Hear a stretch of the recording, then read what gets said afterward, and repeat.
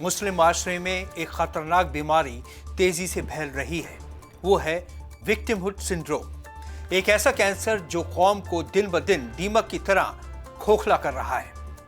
वैसे कैंसर तो सिर्फ इंसान के अंदर ही फैलता है, विक्टिमहुड सिंड्रोम ने तो अब एक वबा की शक्ल इख्तियार कर ली है, जिसने मुसलमानों को पूरी तरह अपनी जद में जकड़ लिया है। सेंटर में बीजेपी की सरकार को आए 12 साल से ज्यादा हो चुके हैं। ये पहली बार तो नहीं जो बीजेपी सत्ता में आई, एक लंबा अरसा हो चुका है। अब तक तो कौम को ये सोच लेना चाहिए था कि वो अपने आप को कैसे पोजीशन करे, अपने आप को सकारात्मक तरीके से कैसे रेलेवेंट बनाए, बच्चों का मुस्तकबिल कैसे बेहतर करे, लेकिन हमने ऐसा किया ही नहीं। हम अपनी आदतों से बाज ही नहीं आए। सबसे पहले ये समझने की जरूरत है कि विक्टिमहुड सिंड्रोम आखिर है क्या। चाहे लंदन हो, फिलिस्तीन हो, ईरान हो या हिंदुस्तान, मुआशरे में लड़का हो या लड़की, जवान हो या उम्र दराज, एक अजीब सी उदासी की कैफियत पैदा हो गई है।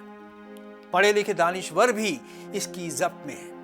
जहन में ये बात बैठा ली गई है कि तमाम गैर मुस्लिम कौमें मुसलमानों पर ज्यादती करने के लिए आमादा हैं। गोया उनके पास और कोई काम बचा ही नहीं सिवाय इसके कि वो दिन रात मुसलमानों को कैसे परेशान किया जाए, इसके बारे में सोचते रहे, जैसे उनके अपने कोई मसाइल ही बचे ना हो।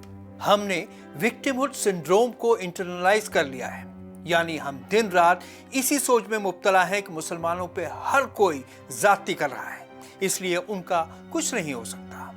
मैं ये नहीं कह रहा कि ऐसी कैफियत और मजहबों के लोगों में नहीं होती है, मगर उनकी तादाद बहुत कम है।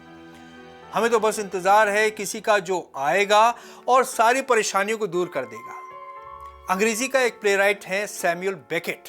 उनका एक नाटक है वेटिंग फॉर गोडो, यानी एक ऐसा शख्स का इंतजार जो कभी नहीं आता। इस नाटक के किरदार फिजूल में बातें करते रहते हैं और गोडो का इंतजार करते रहते हैं, लेकिन वो कभी नहीं आता। हमारे हालात भी उस नाटक के किरदार की तरह हो गए हैं। मुसलमान सिर्फ इस बात का मातम मना रहे हैं कि वो मजलूम है, उनका कोई मुस्तकबिल नहीं बचा, इसलिए बस नमाज पढ़ ली जाए और मातम किया जाए। इस जिंदगी में आराम तलबी और आखिरत के इंतजार से बेहतर और क्या हो सकता है। घर में 2 वक्त की रोटी तो कोई ना कोई कमा कर ले ही आएगा। हमारा काम तो सिर्फ मातम करना है। मुझे नहीं लगता कि इस तरह की सोच वाले लोग आखिरत में भी कोई अमल करेंगे। वहां भी शायद अल्लाह से कहेंगे, या अल्लाह हमें किसी का सहारा दे दे। मुसलमानों का जवाल को सदियां बीत गई हैं, मगर मुआशरे में अब तक बेदारी नहीं आई। अल्लाह के बंदो, अब तो सोच लो कि मुसलमानों को अपने आप को दुनिया के सामने कैसे पेश करना चाहिए। एक तरक्की याफ्ता और अमन पसंद कौम कैसे बनाई जाए, कैसे लोगों के दिल जीते जाए, अपने नाकारा परसेप्शन कैसे बदली जाए। हम एक मंच पर कुछ हारे हुए सियासी नेताओं या वामपंथियों को बुला लेते हैं और फिर तबसरा करते हैं कि देखिए मुसलमानों पर कितनी ज्यादती हो रही है, आप हमारे साथ हैं, अच्छी बात है। यहाँ ये सवाल पूछना वाजिब बन जाता है कि क्या मुसलमानों के सभी मसलों का हल सियासी है? अगर ये सही है तो क्या पाकिस्तान की मुस्लिम लीग पार्टी ने पाकिस्तान में मुसलमानों के सब मसलों के हल निकाल लिए हैं? मैं इस बात से इनकार नहीं कर रहा कि ज्यादतियां हो रही हैं, मगर क्या उसका हल यह है कि हम अपने जख्मों पर दिन रात रोते रहें, या फिर ये देखें कि बीमारी का इलाज क्या है जिसकी वजह से हमारे जख्म पैदा हो रहे हैं? हम जिस सूरत हाल में हैं उसका इलाज मातम नहीं बल्कि अमल है। ऐसा अमल जो नौजवानों में नई उम्मीद पैदा कर सके, जो उन्हें ख्वाब देखने के हौसले दे सके, जो उन्हें ख्यालात को जुनूनों में बदलने की कुव्वत दे सके। हमें अल्लामा इकबाल के शेर को सही मायने में समझना पड़ेगा। वो ये नहीं कहते थे कि खुद को बुलंद कर इतना, वो कहते थे कि खुद ही को कर बुलंद इतना कि हर तकदीर से पहले खुदा बंदे से ये पूछे, बता तेरी रजा क्या है। अगर हम मजलूमियत का राग ही लापते रहेंगे तो बस उदासी ही फैलेगी, और अगर घरों और मोहल्लों में सिर्फ इसी बात का जिक्र होता रहेगा तो हालात बद से बदतर हो जाएंगे। पिछले 30 सालों में 1-2 को छोड़कर हमने कौन से बड़े दानिश्वर बनाए, कौन सा साइंसदान पैदा किया? क्या वजह है कि दुनिया की दूसरी सबसे बड़ी आबादी वाली कौम में एक भी नोबेल लॉरिएट नहीं निकलता, जबकि छोटी सी आबादी वाले यहूदियों में 220 लोगों को ये नाम मिल चुका है। हमारे कितने मुसलमान बच्चे आईआईटी में एडमिशन ले पाते हैं।